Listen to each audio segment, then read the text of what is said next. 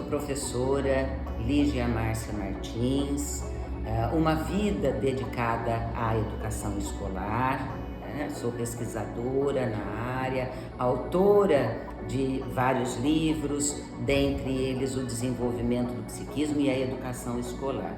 E eu pergunto a vocês, vocês gostariam de conhecer um pouco mais, o que nós chamamos por currículo, conhecer um pouco mais das relações entre a aprendizagem escolar e o desenvolvimento efetivo, do nosso cérebro, que culminará nos nossos processos de aprendizagem. Esperamos um diálogo com vocês que são pais, que são mães, que são cidadãos de Cianorte, porque, penso eu, este município está avançando, enfrentando desafios e vencendo para que essa cidade possa ter uma educação de maior qualidade. Então fica o convite. Que qualidade é essa? Nos assista.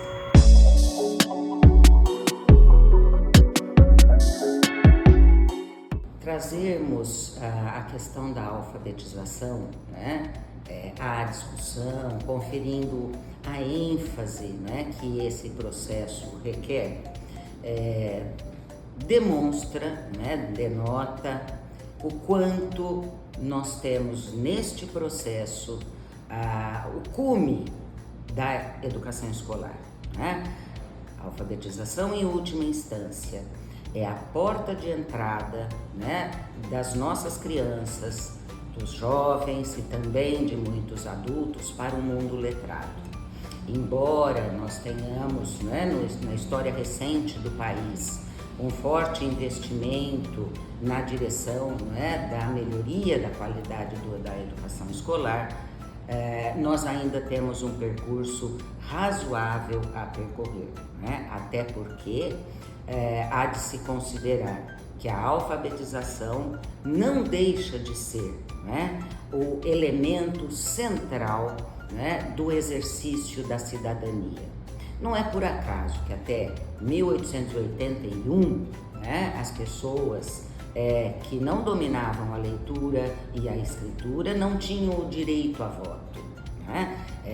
Por lutas imensas, claro, superamos esse tempo histórico, mas nós não podemos deixar de reconhecer que quando proclamamos uma educação escolar a serviço da formação cidadã, nós temos que colocar no centro deste desafio, no centro deste desejo, um bom processo de alfabetização. Quando falamos em alfabetização também, não raro nós tendemos a colocá-la no âmbito da habilidade, da capacidade da pessoa para ler e para escrever. Ocorre que a alfabetização ultrapassa esse âmbito. Falarmos em alfabetização não é falarmos na decodificação de letrinhas. Ler e escrever principia nesse transcurso de desenvolvimento de linguagem oral para a linguagem escrita, mas ultrapassa esse âmbito à medida que, para além da leitura das letras, o processo de alfabetização promove a leitura do mundo, a leitura de mundo, o acesso à cultura sistematizada e, por isso, um bom processo de alfabetização, aquilo que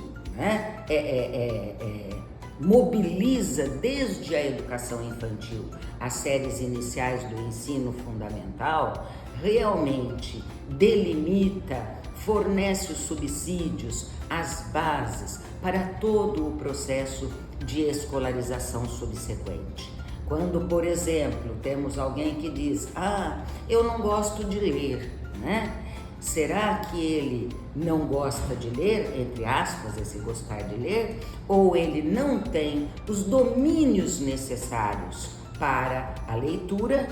Na ausência desses domínios necessários, a leitura se torna penosa e o indivíduo então passa a crer, passa a imaginar que ele não gosta de ler. Né? Então, quando apontamos a alfabetização como a âncora do processo de alfabetização, precisamos lembrar também, né, que ela não tem um início e um fim. Quando é que a alfabetização principia? É muito comum ouvirmos, né, uma relação mais direta entre a alfabetização e os 2 anos iniciais do ensino fundamental. Todavia, né, as pesquisas recentes, todo o conhecimento que nós temos hoje, né, apontam que seguramente o processo de alfabetização não começa no ensino fundamental. Ele não começa nos 2 anos iniciais, né, do fundamental. Nós começamos o nosso processo de alfabetização quando aprendemos a falar. Né? Então, a linguagem oral é a esteira da linguagem escrita.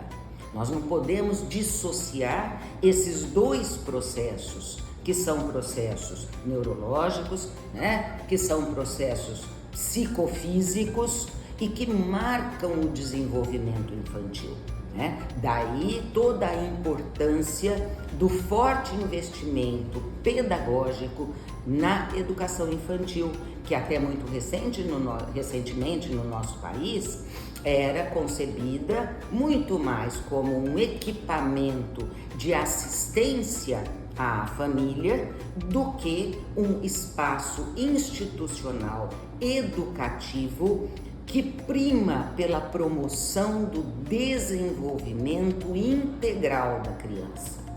Uma criança que nos chega no ensino fundamental com capacidades linguísticas verdadeiramente desenvolvidas, não atravessará dificuldades no processo de alfabetização, muito provavelmente. Né? Então, há que se reconhecer que, embora nós tenhamos aí a operacionalização, a materialização do processo de alfabetização nos anos iniciais do fundamental, este é um momento no qual nós estamos, via de regra, colhendo os primeiros frutos de um forte investimento que deve ser feito por anterioridade a esses anos.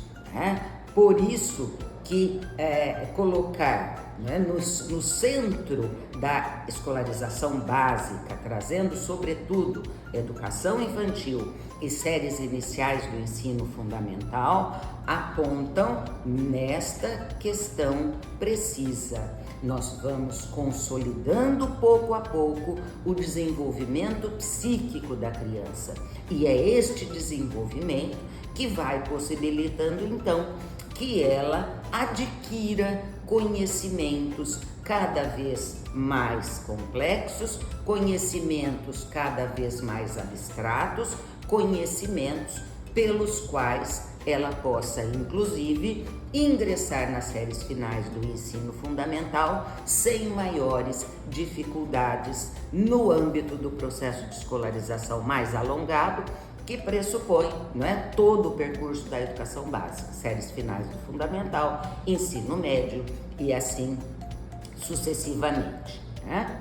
Um outro aspecto que decorre, né, disso que nós estamos sinalizando então, é a necessidade de que, se é um percurso, se nós estamos falando de desenvolvimento infantil, que inclui o desenvolvimento e a formação da capacidade para ler e escrever, né, como requisitos para desenvolvimento de outras capacidades, né, porque o processo não se encerra única e exclusivamente no ato de ler e escrever. Não basta só saber ler e escrever. Há que se ter a leitura e a escrita como instrumentos, como ferramentas para que outros avanços ocorram.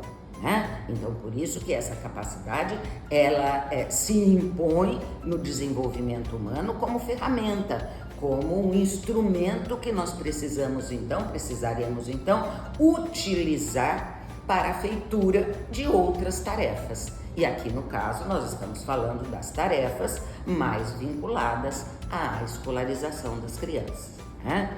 Então, se nós temos um processo, se a alfabetização não é uma ilha, né? Não é um fenômeno em si que de repente desponta nas nossas mãos, não. Se existem inúmeros processos, né, psicológicos, inúmeras questões, variáveis envolvidas nesse processo de desenvolvimento, nós precisamos então cuidar deste processo, né?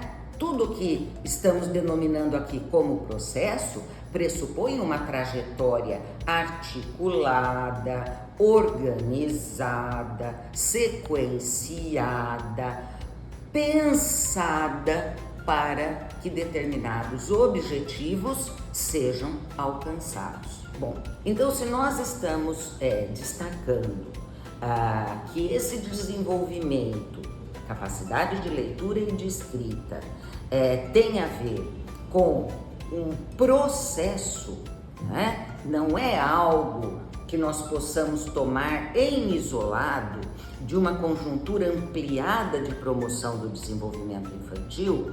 Nós precisamos então reconhecer que este processo não pode ser qualquer coisa.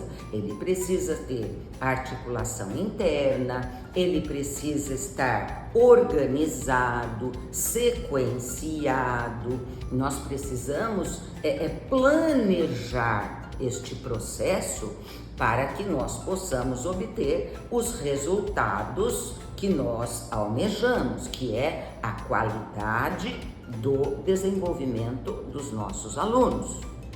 E nesse sentido, então, é que a feitura de um currículo, tanto para a educação infantil quanto para as séries iniciais do ensino fundamental, né, os 5 primeiros anos do fundamental, se impõe como uma necessidade, né? Quando falamos em currículo, é muito comum, é muito usual as pessoas imaginarem ou tomarem um currículo como um rol de conteúdos a serem ensinados. O que é que nós vamos ensinar? Está no currículo, certo? Tanto é, né, fato que existe essa associação mais estreita entre currículo e rol de conteúdos, que grande parte, né, da documentação oficial que norteia a educação escolar no nosso país, ela prima muito mais por apontar este rol de conteúdos mínimos do que, né, nos proporcionar efetivamente um conjunto de pressupostos que fundamentam a necessidade destes conteúdos e não de outros, por exemplo, né? Então, eu gosto sempre de procurar aclarar que currículo ultrapassa rol de conteúdos. Para além de nós sabermos o que nós temos que ensinar, nós precisamos, em primeiríssimo lugar, saber, ter claro o que é que nós esperamos da educação escolar. Concepção de educação escolar. Segundo, nós precisamos saber para que nós vamos ensinar estes conteúdos e não outros. Porque o que, alijado do para quê e do porquê, ele corre risco de ficar a meio caminho e nós, na educação, incorremos o risco de fazer um ensino tecnicista. Ensina-se X. Agora, nem muito bem o professor tem claro por que ele está ensinando aquele X. Ora, se isso não é completamente claro para o professor, que dirá para a criança? E aí, então, nós temos não um processo educativo, mas um treinamento técnico, que acaba se dando muito mais pela via da memória do que da aprendizagem propriamente dita. Então, a abrangência do currículo está exatamente que neste documento, é nele que nós encontramos os fundamentos do rol de conteúdos. Né? Pegar este rol alijado de seus fundamentos, repito, é ficar a meio caminho. Então, esse desafio, né, de elaboração do primeiro currículo, né, de Cianorte para Cianorte foi um desafio assumido, né, nessa gestão, tendo em vista a identificação de algumas questões, né, históricas até, não só em Cianorte, mas muitas vezes no nosso país, que é a existência, por exemplo, de redes municipais, mas que não operam em rede, né? Uma rede, não é à toa que o nome aponta entrelaçamento, unidade, né? Totalidade, é uma tessitura única, tá? Então, um currículo, ele se coloca como um fator que contribui, que corrobora para que de fato o conjunto de escolas, né, deste município operem em rede, operem em sintonia. Quem de nós nunca ouviu, né, aquela clássica avaliação, muitas vezes de senso comum, né, dos pais, aquela escola é forte, aquela escola não é tão forte, né? Qual é o nosso ideal? Que todas as escolas sejam essas escolas chamadas de escolas fortes, né? Então, para isso, nós precisamos construir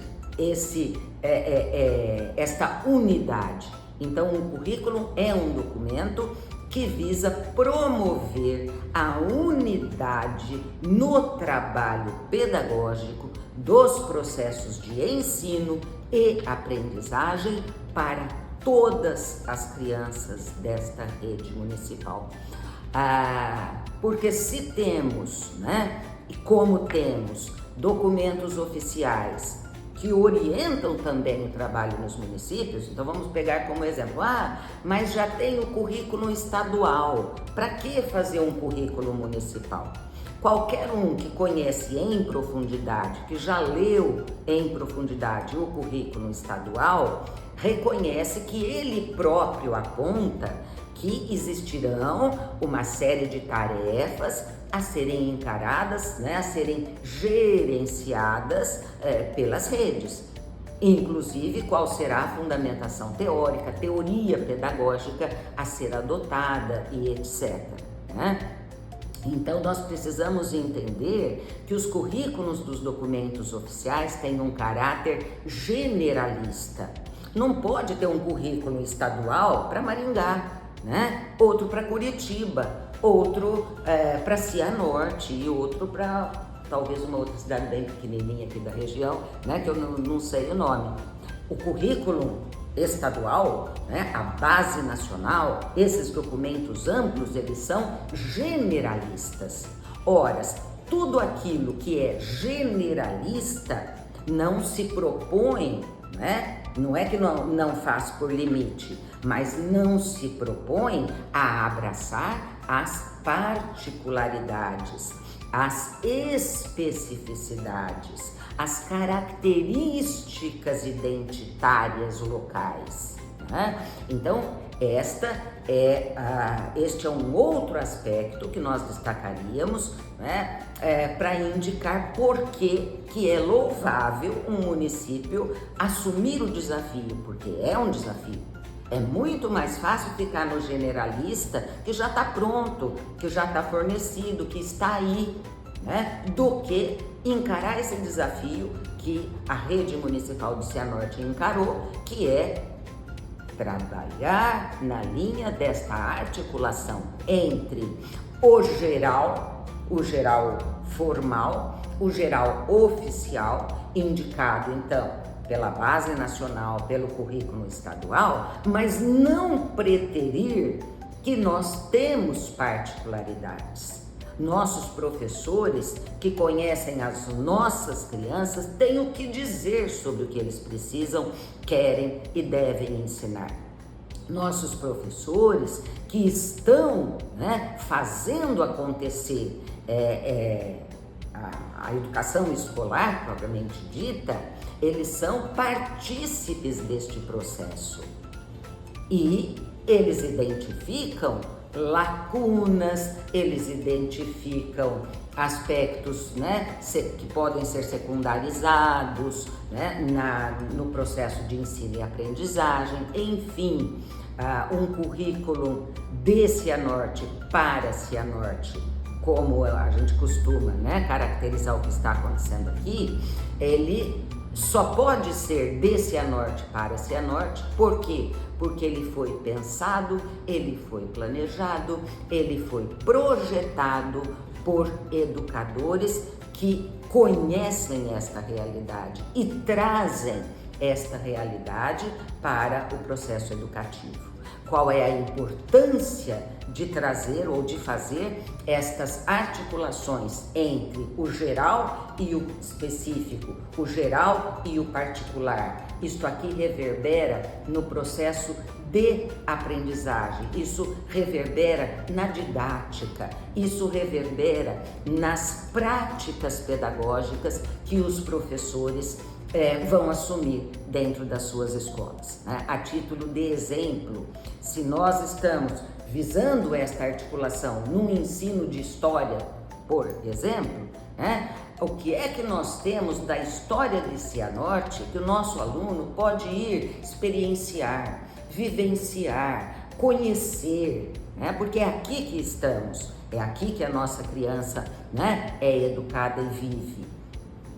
Várias outras questões, mesmo da arte, da literatura, da geografia, tudo isso é vitalizado, vamos dizer assim, quando os conteúdos escolares se articulam a esta experiência vivencial do público, que é atendido tanto na educação infantil como nos 5 anos iniciais do fundamental. Então eu volto ao ponto da alfabetização para dizer a alfabetização ela está presente, ela é um conteúdo interno em todo esse processo de escolarização. Por isso que a gente fala, ao término do 2º ano, que lindo, ele já está lendo e escrevendo. Bom, então nesse momento ele está começando a aprender a usar uma ferramenta. E qualquer profissional, qualquer pessoa que usa um instrumento, que usa uma ferramenta, sabe quantos anos, às vezes, a gente demora para dominar de fato aquela ferramenta, para dominar de fato aquele instrumento.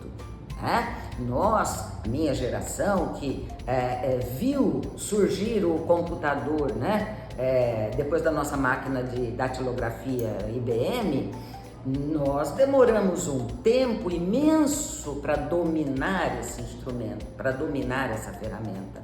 Mesmo o celular, os jovens que estão chegando aqui têm um domínio muito mais ampliado desse instrumento do que nós que entramos em relação com ele mais recentemente. O que eu estou querendo dizer com isso? Eu estou querendo dizer com isso que nós não podemos imaginar que leitura e escrita, como instrumentos do psiquismo, como instrumento de todos os processos de aprendizagem, se esgotem a um tão curto espaço de tempo como alguns poucos anos do ensino fundamental.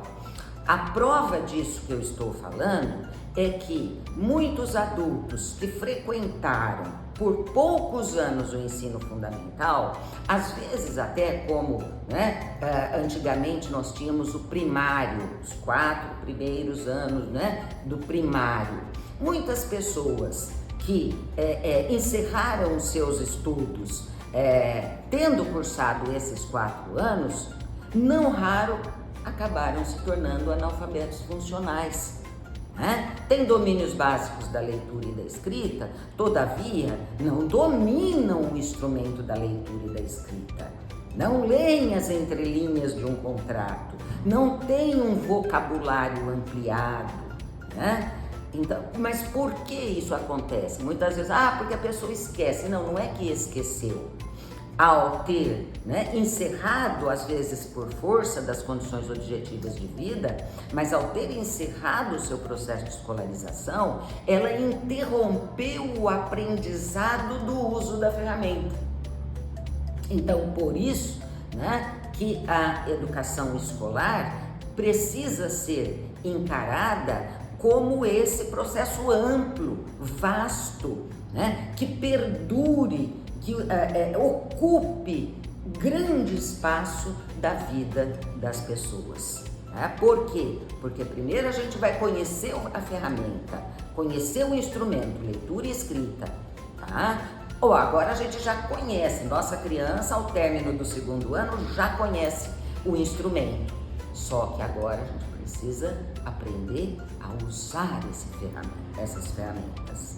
Né? E usar essas ferramentas, portanto, é trazer a leitura e a escrita como uma segunda natureza, como uma capacidade instalada no sujeito. Então, os anos subsequentes, nas séries iniciais do fundamental, né, para suas séries finais e ensino médio, continuam sendo tempos, né, em que a aprendizagem do instrumento da leitura e da escritura permanecem. Por que eu estou falando isso? Né? Para aclarar que a alfabetização não tem um começo e um fim. Ela tem um começo porque começa com o nascimento da criança. Ela já nasce e é inserida no mundo de falantes. A linguagem oral já está aí. Né? E a linguagem escrita será a representação gráfica da linguagem oral. Né? Então, temos o começo, o ato do nosso nascimento num mundo humano, num mundo de falantes. Mas esse processo prossegue e esse processo não tem fim. Né? Então, eu penso que destacarmos a alfabetização é destacarmos o papel da educação escolar no desenvolvimento psíquico das pessoas. Todos nós temos, né, seguramente, o anseio de que os nossos alunos sejam inteligentes, que eles tenham facilidade para aprender, porque isso é condição para um viver melhor nesta nossa sociedade, né?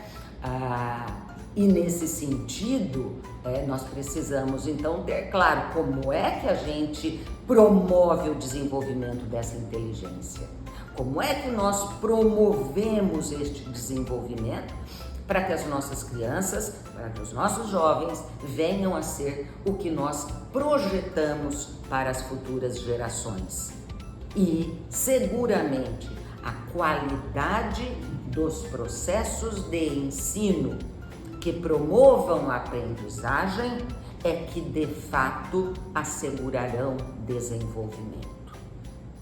Desenvolvimento, portanto, nós construímos com o nosso trabalho na escola, à medida que ensinamos bem, que ensinamos com qualidade, que ensinamos conteúdos que de fato sejam desenvolventes e que, consequentemente, as nossas crianças não passem simplesmente por esses conteúdos, mas os aprendam.